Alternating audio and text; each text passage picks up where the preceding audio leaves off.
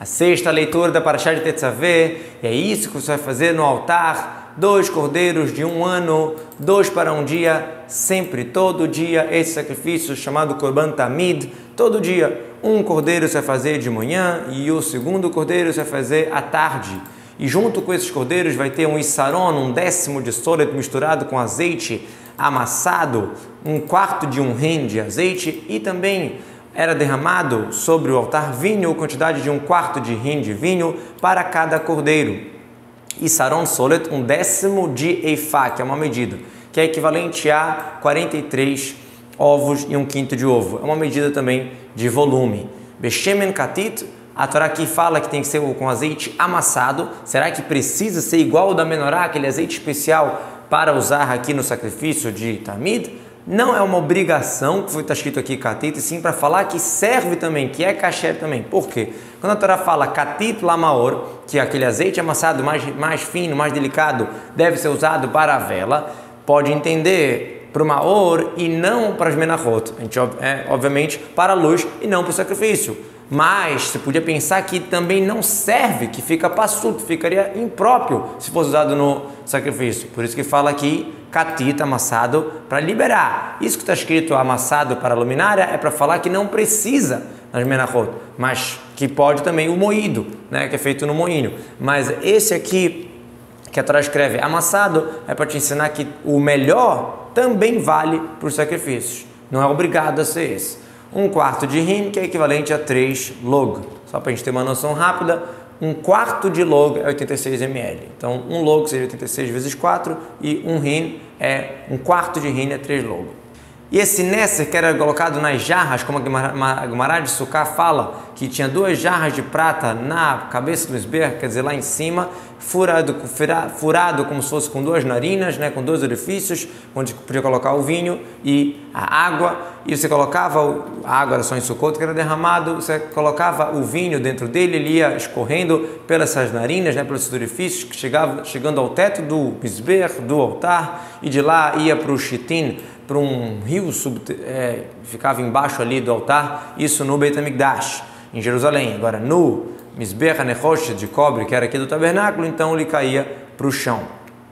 E o segundo keves, o segundo cordeiro, você vai fazer de tardezinha, exatamente como a minchá, como a oferenda de manhã, assim como tinha o azeite, tinha o trigo, tinha o keniskal, que era derramado de vinho, igualzinho, como cheiro prazeroso, um fogo, algo que é queimado no fogo para Deus.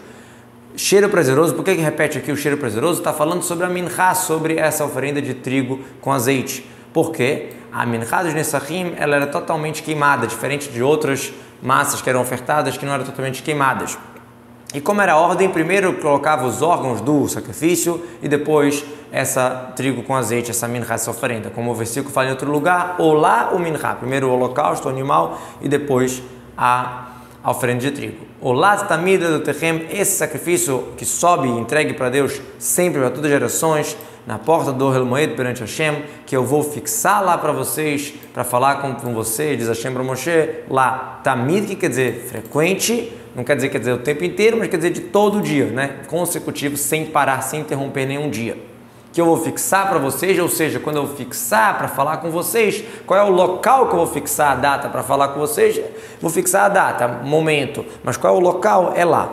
Tem alguns sábios que aprendem daqui que Deus falava com Moshe de cima, a voz seria de cima do Mizbeach de Nechosh, que Baruch Hu estava falando com Moshe, depois foi construído o Mishkan. E tem gente que fala que não, que é de cima do Kaporet, da tampa da Arca Sagrada, como o versículo fala, vou falar com você de cima do Kaporet.